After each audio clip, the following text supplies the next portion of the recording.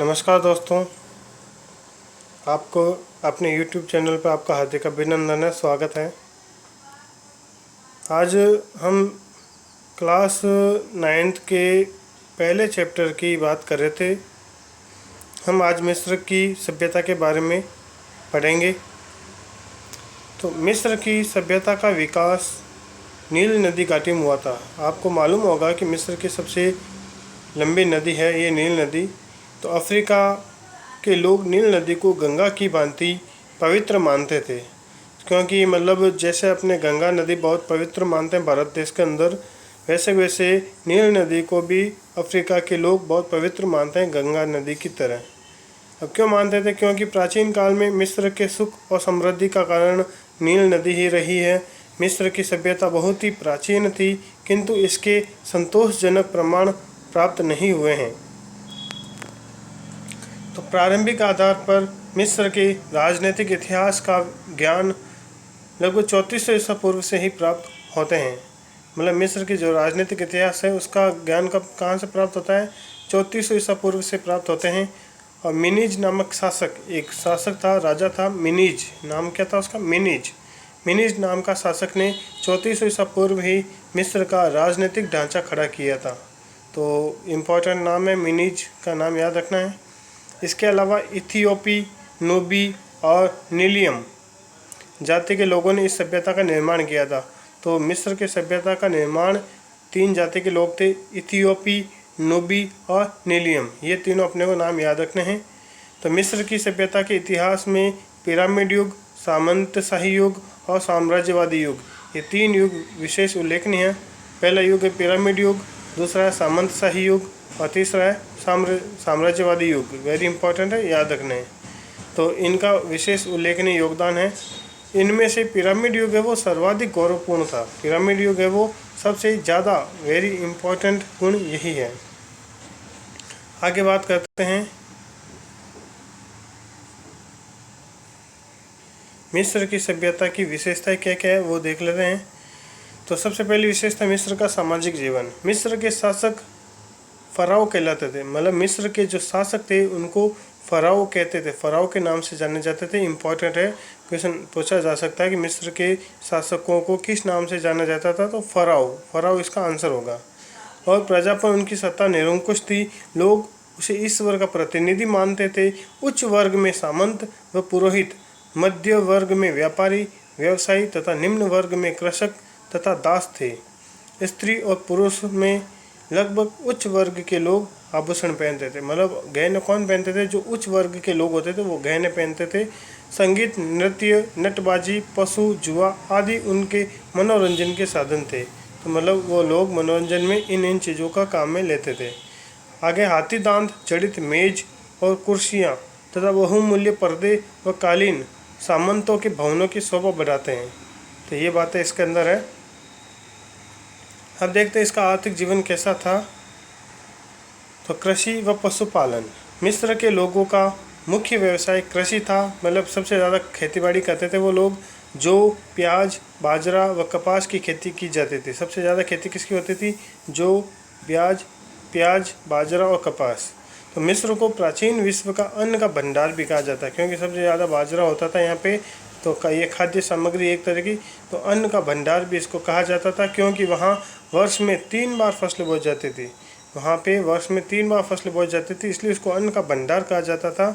और यहाँ पे पालतू पशु कौन कौन से थे? बकरी, गधा, कुत्ता, गाय, ऊँट, सूअर, ये सभी वहाँ के पालतू पशु थे। अब बात करते हैं व्यापार और उद्योग के बारे में। मिस्र में धातु, लकड़ी, मिट्टी, कांच, कागज तथा कपड़े का काम करने वाले कुशल कारीगर थे। मतलब कारीगर कौन से थे?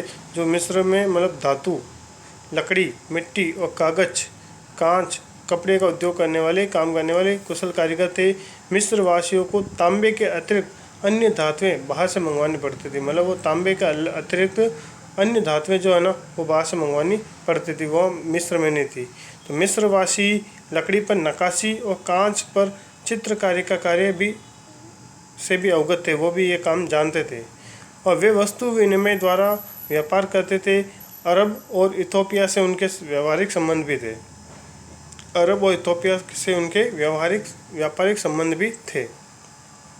अब इनका धार्मिक जीवन कैसा था उनके बारे में देख लेते हैं। मिस्र वासियों के प्रमुख देवता रा यानी होता सूर्य, ओसरिम का मतलब होती नील नदी, तथा सिन यानी होता चंद्रमा। तो मिस्र वासियों के 3 प्रमुख देवता थे। रा का मतलब पता है आपको सूर्य होता है, ओसरिम का मतलब नील नदी और सिन का मतलब चंद्रमा। ये अपने को याद रखना है।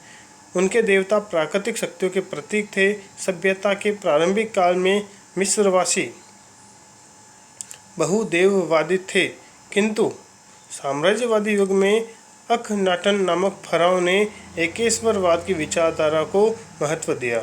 मतलब है ना, सभ्यता के जो प्रारंभिक काल के जो लोग थे ना वो बहुदेववादी मतलब बहुत सारे देवताओं को मानते थे, लेकिन जब साम्राज्यवादी युग आ गया था तो उसमें अखनाटन नामक जो फरा मतलब शासक होते थे उन्होंने कौन सी विचारधारा को महत्व दिया? एकेश्वरवाद की विचारधारा को ज़्यादा महत्व दिया और सूर्य की उपासना भी उन्होंने प्रारंभ की थी। अब ज्ञान विज्ञान के बारे में देख लेते हैं। मिस्र के लोगों ने तारों और सूर्य के आधार पर अपना कैलेंडर बना लिया था। मतलब मिस्र के लोग इतने होशियार थे ज्ञान विज्ञान के क्षेत्र में कि उन्होंने तारों और सूर्य के आधार पर अपना कैलेंडर बना लिया था और वर्ष के 360 दिन की गणना भी उन्होंने कर ली थी। मिस्रवासियों ने धूप घड़ी का आविष्कार भी कर लिया था। उन्होंने अपनी वर्णमाला विकसित करके पेपिरस वृक्ष, नाम याद रखना है, पेपिरस वृक्ष से कागज़ निर्माण किया था। तो मिस्र के लोग किस वृक्ष से कागज़ बनाते थे? तो पेपिरस के द्वारा वो कागज़ बनाते थे। अब पिरामिड क्या है ये भी देख लेते हैं। वो पिरामिड बहुत ज़्यादा बनाते थे। क्या है ये? तो मिस्रवासियों का विश्वास था कि मृत्यु के बाद शव में आत्मा निवास करती है। मिस्रवासियों को मतलब ये विश्वास था कि अगर आदमी मर जाता है तो मरने के बाद उसका जो शव बचता है उस शव में भी आत्मा निवास करती है, ऐसा वो लोग मानते थे।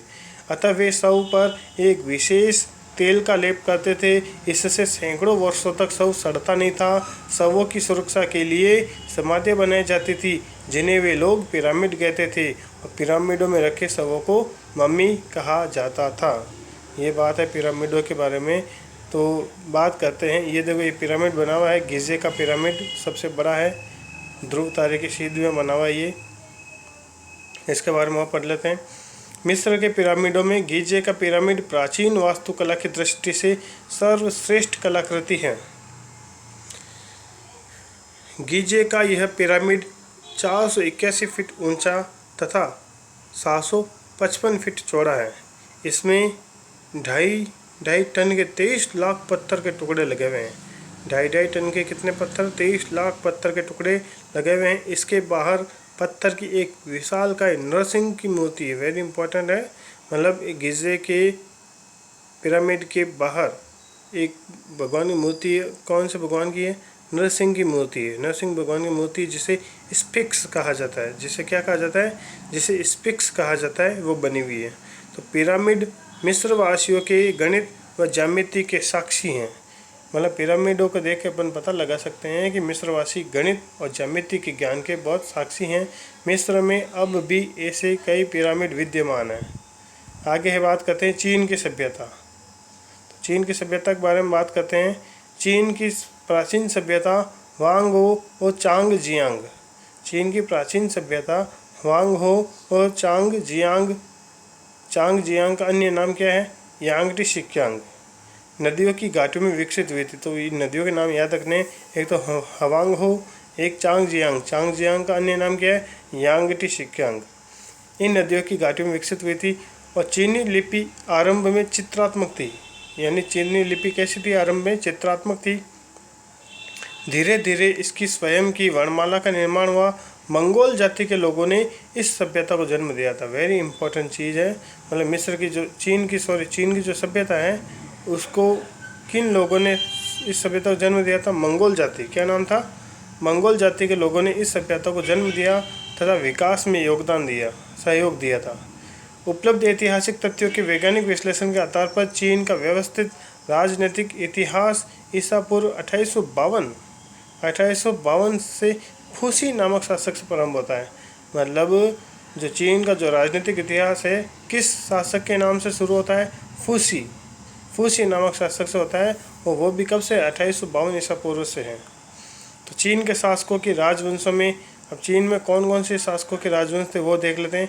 सांग वंश, चाउ वंश, हान वंश, सुई वंश, तांग वंश, सुंग वंश, ये वंश प्रमुख थे। अब बात करते हैं चीनी सभ्यता की विशेषताएं। चीनी सभ्यता की क्या क्या विशेषताएं ये देख लेते हैं। तो सामाजिक जीवन, चीन का प्राचीन समाज मंडारिन, कृषक, कारीगर, व्यापारी तथा सैनिक वर्ग में विभाजित था। सेना में भर्ती होने वाले लोग या तो अत्यंत निर्धन होते थे या अपरिश्रमी या समाज में अवांछनीय चरित्र के माने जाने वाले लोग होते थे। तो एच ए डेविस का ये कथन है, वेरी इंपॉर्टेंट है।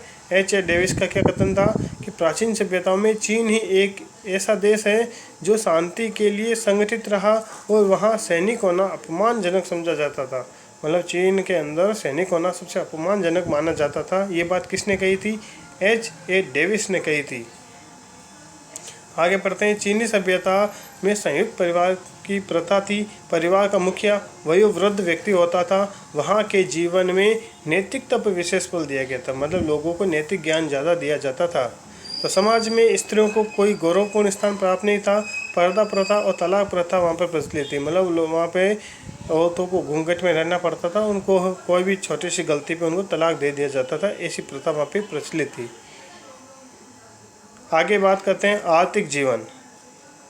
आर्थिक जीवन में क्या क्या है? सबसे पहले कृषि व पशुपालन। चीनी लोगों का मुख्य व्यवसाय कृषि था। चीनी लोगों का मुख्य व्यवसाय क्या था? कृषि था। चावल की खेती तथा चाय की खेती बहुत हद से की जाती थी और नहरों द्वारा सिंचाई होती थी यहाँ पे। और भेड़, सुअर, गाय, बैल, कुत्ते आदि यहाँ पे पालतू पशु थे। व्यापार उद्योग के बारे में देख लेते हैं। चीनी हस्तकला और उद्योग के अंतर्गत रेशम तैयार करना, कपड़ा बुनना आदि इनका प्रमुख कार्य था। अन्य महत्वपूर्ण उद्योगों में चीनी मिट्टी के बर्तन बनाना था। चीन से नमक, मछली, लोम यानी था फर, सूती तथा रेशमी कपड़ों का व्यापार बड़े पैमाने पर होता था। प्राचीन बेबीलोन, मिस्र एवं भारत से चीनी लोग विभिन्न वस्तुओं का व्यापार करते थे। आगे बात करते हैं धार्मिक जीवन के बारे में। चीनी लोग प्रकृति को उपासक थे। चीनी लोग किसको उपासक थे? प्रकृति के। वे सूर्य, आकाश, पृथ्वी, वर्षा की पूजा करते थे। चीन में राजा को परमात्मा का पुत्र माना जाता था और वे जादू टोना, बलि आदि में विश्वास भी करते थे। कालांतर में चीन वासियों की धार्मिक विचारधारा कन्फ्यूशियस के सुधारवादी एकेश्वरवाद और लाओ त्से की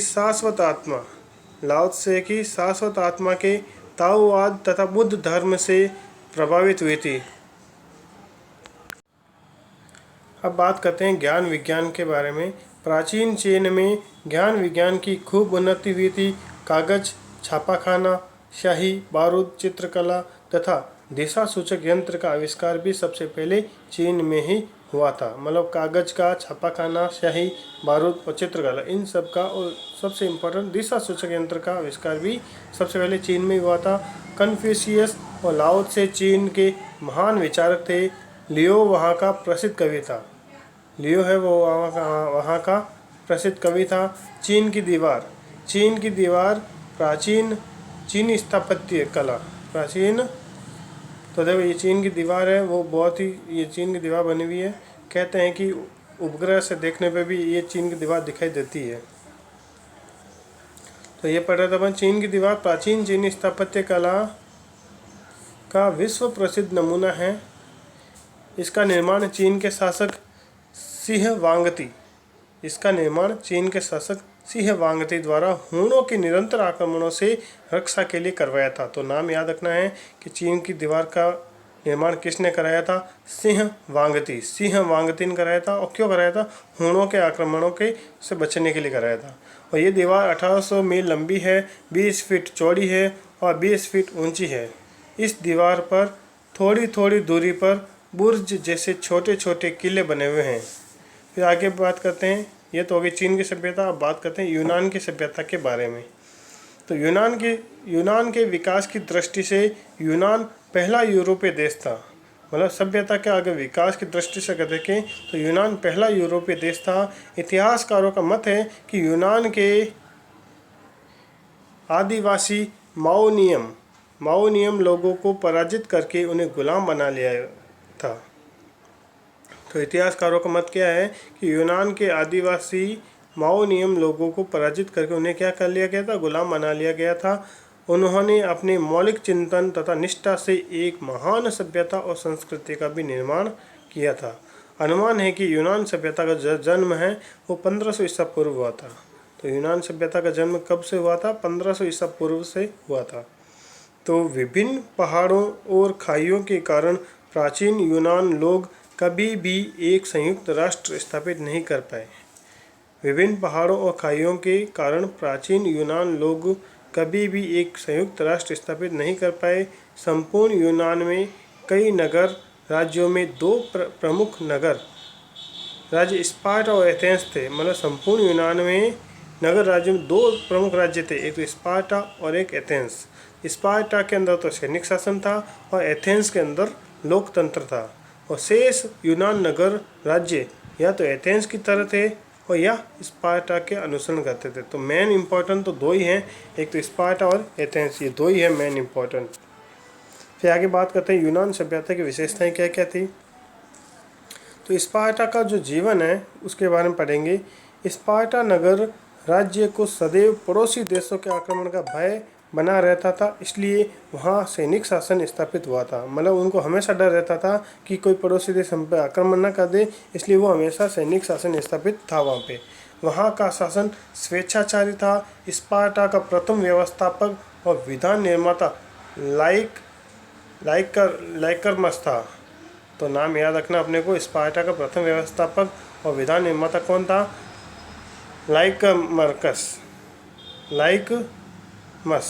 लाइकमस था। उसने वहाँ के निवासियों के लिए कठोर अनुशासन में रहने की व्यवस्था की थी। बच्चों को कठिनाइयों का सामना करने की शिक्षा दी जाती थी और जो निर्बल बच्चे होते थे, कमज़ोर बच्चे होते थे, उनको टेसिटस, पहाड़ी का नाम याद रखना है, टेसिटस पहाड़ी की चोटी से गिरा कर मार दिया जाता था। ऐसे शोषण होता था यहाँ पे। स्पार्टा को साहसी एवं योद्धा सैनिक और आंखें मूंदकर आज्ञा पालन करने वाले नागरिक तैयार करने में तो निश्चय ही सफलता मिली, किंतु दर्शन, साहित्य, कला और विज्ञान के क्षेत्र में स्पार्टा की देन नहीं के बराबर है।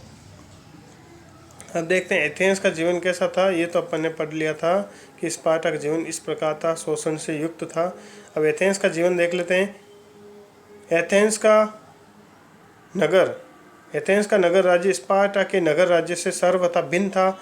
एथेंस में जनतांत्रिक शासन था, राजा का बहुत सम्मान था। न्यायाधीश डेक्रो, एक न्यायाधीश वहाँ पे न्यायाधीश डेक्रो ने 621 ईसा पूर्व लिखित कानूनों का संग्रह तैयार किया था। उसके कानून उच्च वर्ग के हितों की रक्षा करने वाले थे।